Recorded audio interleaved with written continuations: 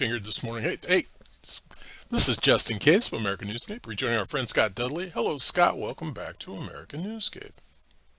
Brother Justin, it is a pleasure to be with you. And I got to say now, my week is now filled with, hey, maybe we could talk about this, or maybe we could talk about that. And Yeah. it's fun because I do little thought exercises to kind of sort stuff out and see, well, okay, let's do this one. Well, and we should all be doing that. We should all be finding time to do that for ourselves. So that being said, hello, Luna. I see Luna in the background. Hello, Luna. Hey, Scott, are you ready for this? I am ready for this. Well, then take it. And let's segue from what you said. We've got to kind of keep track of ourselves. So I retired at the end of March, as you know, and I don't know if you remember back in college, the first semester of college, they had a thing called the freshman 15. And because you have all these like high pasta foods and stuff, and the kids would have a bottomless buffet, and we'd all stuff ourselves, and everybody gained 15 pounds. Well, there's a freshly retired 15, and I Well, and I found it. I understand that, Scott. My first remembrances of college were how many of these classes can I test out of? Yeah, yeah, that was. And that was the day. I want to challenge this class and test out of it and irritate the professor. And And they wouldn't let me do that, but sometimes they would let me just show up for the tests. well, Scott, you went to a pretty acclaimed university, which you can't say that about any of the schools I attended. I Well, I taught. started out, little known secret, I didn't graduate, but I started out at the Harvard of the Midwest, Kalamazoo College. Wow, I didn't know that. And then where did you go, Scott? Let's get a little background. I rolled out of there and I had a semester where I was earning money to go study abroad in Europe. And I got a full time job with full time benefits, and I somehow forgot to go back to school Well, me too. I was on a full ride, and until, until I was fired. oh, And in which case they gave me full unemployment benefits. They liked me. But at that point, I was like, okay, well, I guess I'm going to go back to school now. Re-enrolled back in Michigan State and graduated from there. oh, that's cool. Midwest, reared and born and bred. That's cool, Scott.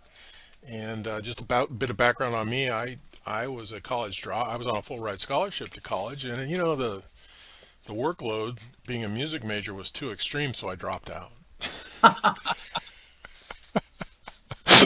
What was your instrument? It was trombone, and sadly, as a college musician, I had to play in jazz groups, and that really wasn't my cup of tea. And one of the schools I Trombone went, is a critical element of jazz band.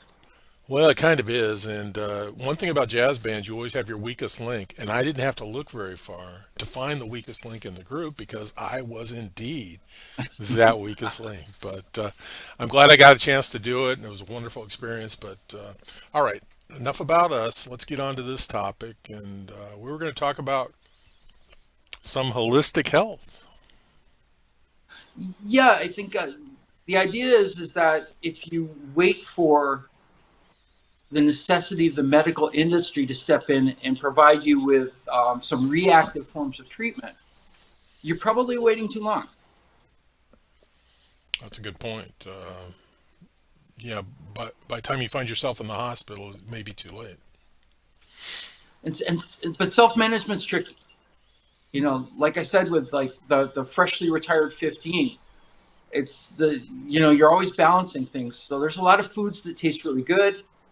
There's a lot of foods that aren't very expensive, and you combine those two and you put them in front of me, and I eat them, Yeah, yeah, because and then I have to wake up. yeah, it's an easy path to take, and it is certainly more affordable. But I think holistic health things go the same way. I'll tell you a personal aside. Every year I go to Teladoc because it's only $10, and I say, hey, Teladoc, give me an order for a complete blood screen. And I take it and march down to the lab, and I have to pay for it, obviously, at the lab, $150 or so. And Then I go get the results when they're ready. And I look at them, that was Luna. That was Lynn. And if there's something on there that needs professional attention, then I'll do that. But if there's not, then I'll deal with whatever else I see that I think needs attention. Well, that's cool. Do you have, like for myself, I've got quite a regiment of holistic, let's say holistic medicine or over the counter herbs and things that I take.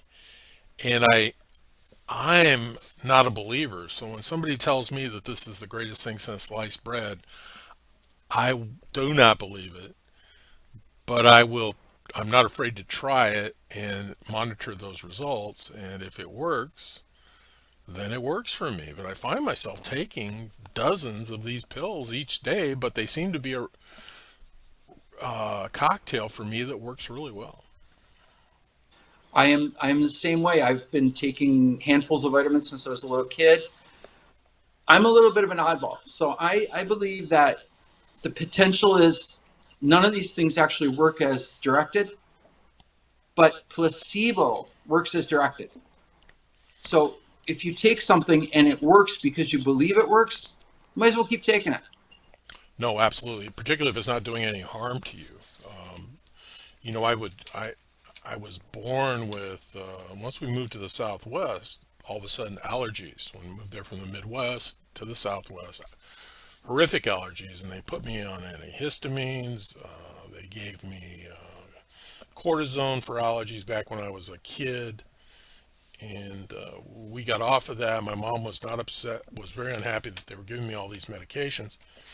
And she drugged me to something that was called the ARE Clinic, and that was Gladys and Bill McGarry. And they had studied under Casey, and they were both trained in China to do acupuncture. Now this we're going back to the 60s, and I got taken in there as a little kid, and they loved you, and they patted you on the head, and they rubbed your head, and you can imagine what a little boy thought of that crap. So in going there, I told my mom, get me away from these voodoo doctors. And I would go in there and actually say that because I didn't understand anything that they were talking about. But as I became an adult and subscribed to their newsletter, they were all over this stuff. And they got me off of antihistamines. They put me on castor oil packs and things like that. And just lo and behold, everything they seemed to do still worked. Dr. Gladys, I talked to her a couple years ago. She's still alive. She's 101 years old. She's written about 40 Wow. books. She's still doing, network TV shows, and she still preaches it. And she became one of my mom's best friends. But that's where it began, and I got away with it because I didn't understand it. But as I became more mature, it was like opening my mind to it. And you're right. Well, and you lucked into getting an expert, right? Because Oh yeah. otherwise we have to do our own research. There's plenty of people who are just trying to sell you stuff, and maybe that's not the healthiest stuff in the world. So that worked out really well. Well, it was. You know, they did not have a prescription pad that they were on a quota to accomplish. You know, I don't know if you knew it, but I had a very serious couple of wounds on my feet, and this has been in other podcasts that we've done, but the wound clinic was destroying me. And they were literally Mm. destroying me. And I met a doctor, Dr. Dixon out of Tucson, that was an experienced wound clinic guy. And he had come up with what I call polyrazzmatazz, but it was basically a treatment system. But when I hooked up with him, and we've done interviews, he took a vested interest. Send me pictures, send me pictures, send me pictures, and he would check in with you. And imagine a doctor that would check in with you. Nice. Yeah. Those So, people are appreciated, right? well, absolutely. And you know, lucky for me, he is a peculiar person like I am, so we instantly bonded and became friends. So, but yeah, there's a lot of that, Scott. And one thing I know about you, you spend a lot of energy looking into stuff like this, and I do think you have a critical mind, despite what everybody else says. The, Critically poor, I think, is what their description means. well, yeah, but consider those sources. We're judged by our Right. detractors too, Scott. So what are So, in holistic stuff, what I'm into is sensolytic. There's a lot of different types of supplements that basically sharpen your body defense system to kill the bad stuff, whether it's incoming viruses, whether it's cancer cells. Um, it basically kills off cells that are supposed to die naturally and haven't died and are still draining the resources of vitality out of your body. And that's been my thing for about the last 5 years or so. Do you have some favorites? I'm not asking you to Um, recommend, but so I take two products from one company. One is called Basis, and the other is called Signal. And offhand, I don't remember the name of the company, of course, because I've been on mail subscription for 5 years. But these things, I take them every single day, and basically they are designed to sharpen your body's natural cleansing and defense system. And who knows? I still got all my hair. well, I'm not in the best of health, Scott, but I still have all my hair, and I'm concerned that I'll probably die with that hair, but that's fine. Right. And and you don't color your hair either, do you? I do not. Yeah. I do, and actually, one of the things purported effects of this is that it does keep your hair from going gray earlier. Okay. Okay. Well, Colostrum. I take colostrum, by the way. Colostrum's an interesting new, relatively new compound that they. I mean, it's not new because it's in mother's milk, right? right. But it is new in terms of putting it into your system as a supplement, and it has all sorts of micronutrients, and then it also triggers all sorts of enzymic responses in your body. And I've been real happy with that one too. Well, cool. I'll give I belong to a couple groups and have known some people that are and have some holistic doctors I've interviewed. But they all these things react different for all of us. And one of my treasures, and I mentioned it to people, is when I was looking for a sleep aid, it ended up being valerian root. But I know. valerian root for me is a remarkable antihistamine. So now I was Interesting. able to get off of because it dries you out, and it dries out. It's pulling water out of your body, and that's where it's. And in essence, that's what antihistamines do too. But it works for me. It helps me sleep. It pulls that out of my system, and it helps you relax.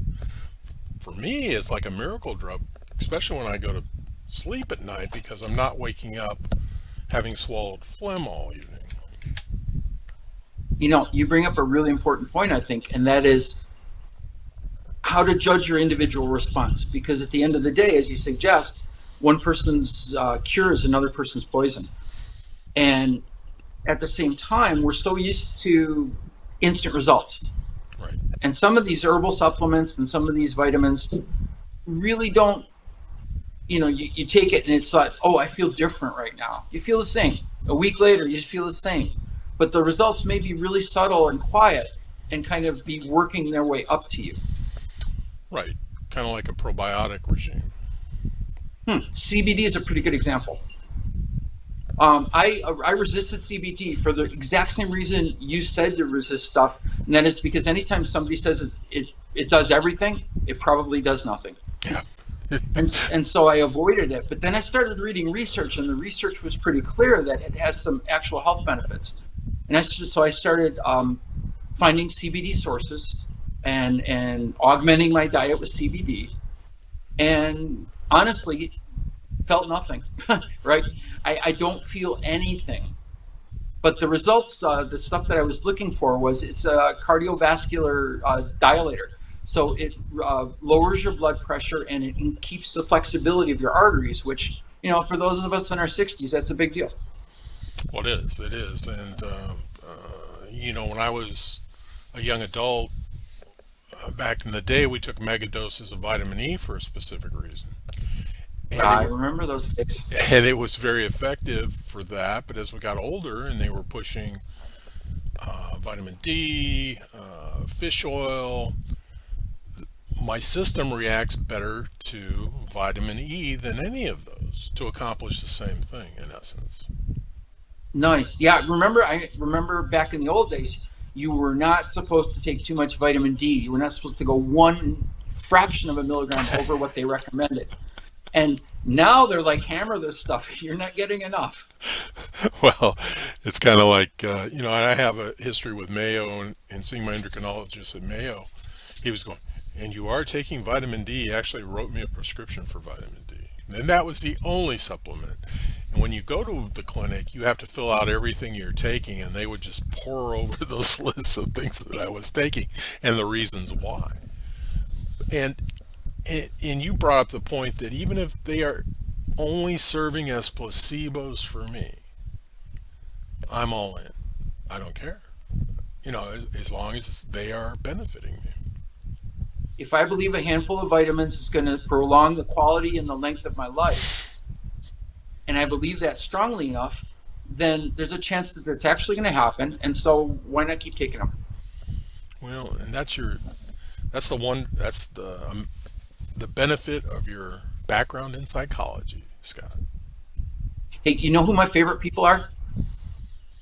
No. The nocebo people.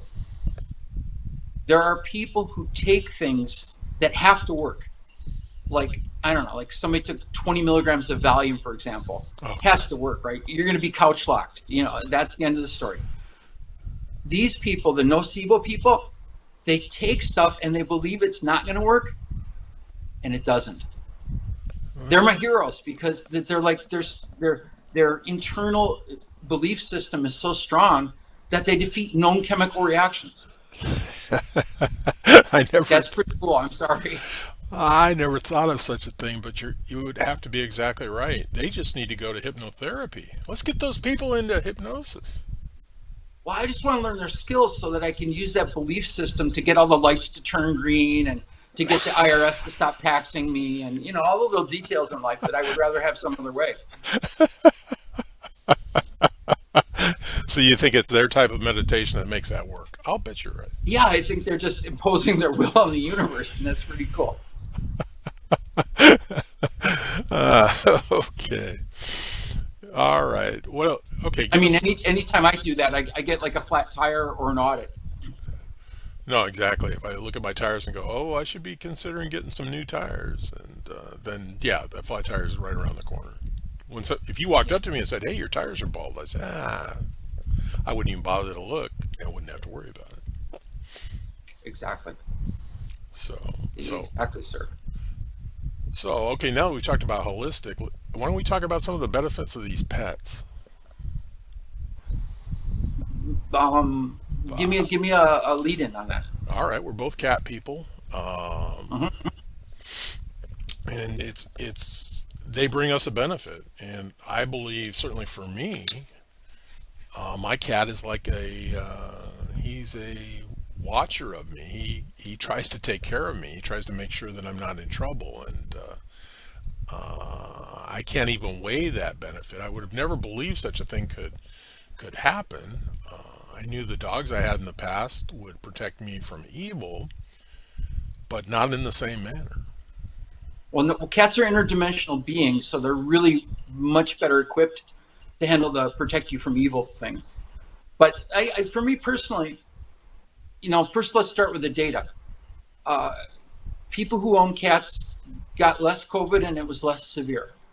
People who own cats tend to have lower blood pressure and a much lower risk of heart attack or cardiovascular event, including stroke. And that's just science. That's just data. But what I like about cats, and this is kind of probably why I have more than one, is because there's dogs overlap.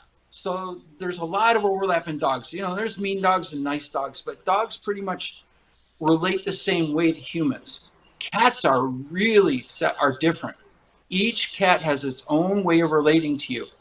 And if you take the time and put the attention into noticing that, then you have a really good relationship with the cat. And if you don't, then the cat's just going to avoid you because you're not paying attention to its way of relating to you. I like that about cats because it sharpens me as a human being. It allows me to pay better attention to everything around me because the cats are always kind of testing me up on it. I agree with you, Scott. It's they, at least the cat that I have, demands to communicate, and you have to work to communicate with him. And if you don't communicate with him, he's not happy. Yeah, in my house, because there are more than one cat, there are communication windows. So at a certain point in the day, a certain cat's going to be in my space and trying to communicate. One of the best ones I have is a gray cat that I tried to tame as a kitten and wasn't successful, and it stays hidden most of the time.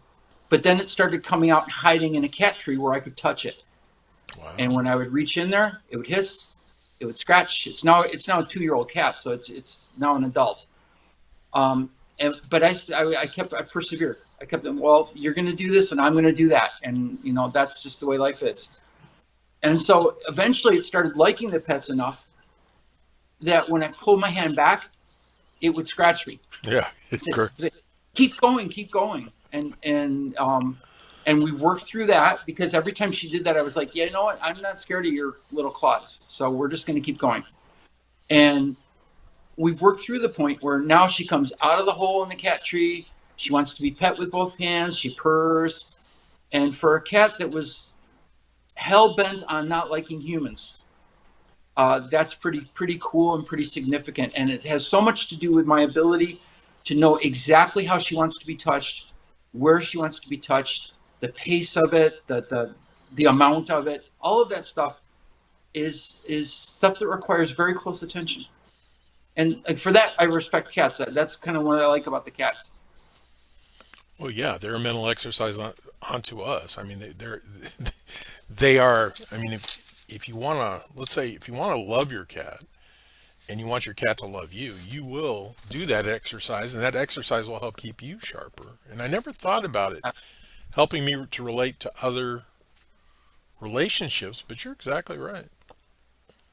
Yeah, there's a piece of that. Well, and cats share our neurology more than any of our other domesticated animals that spend our lives with.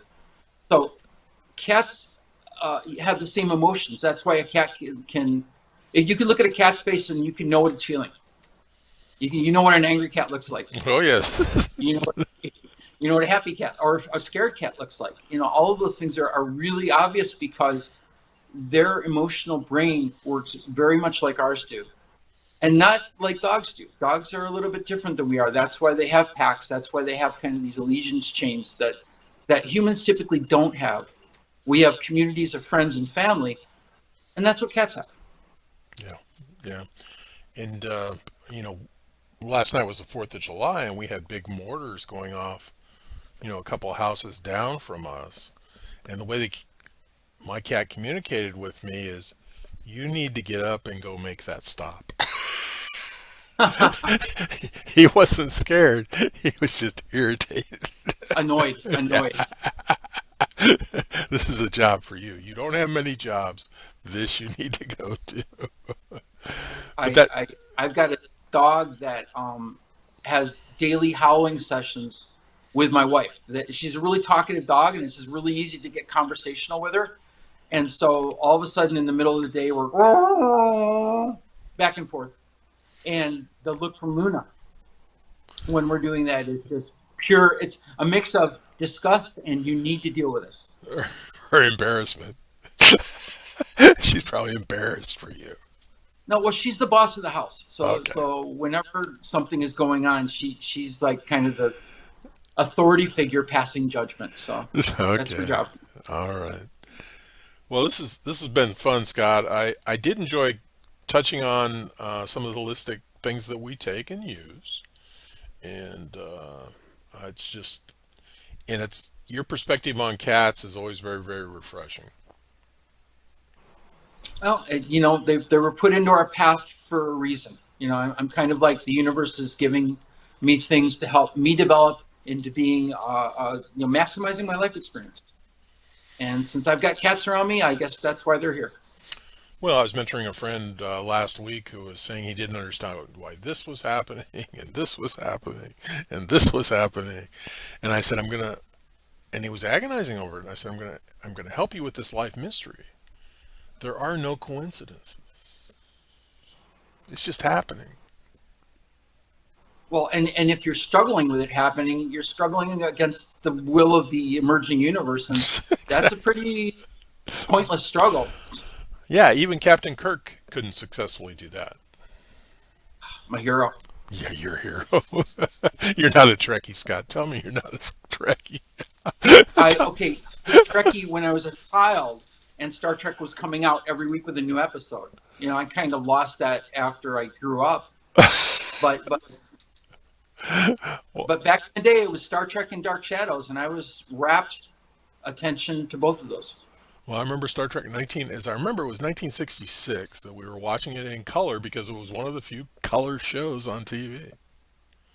I wouldn't have known. I didn't have a color TV until maybe 68, 70, somewhere on there. Okay, well, those old reruns were in color, so.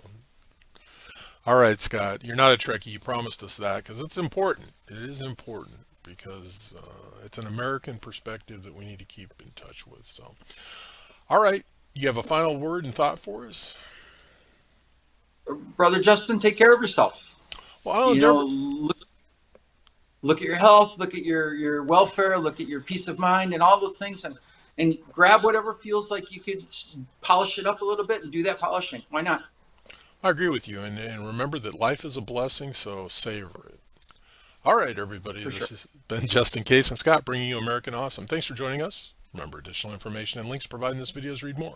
Today's the day to subscribe to this channel. Learn more about Scott when time permits.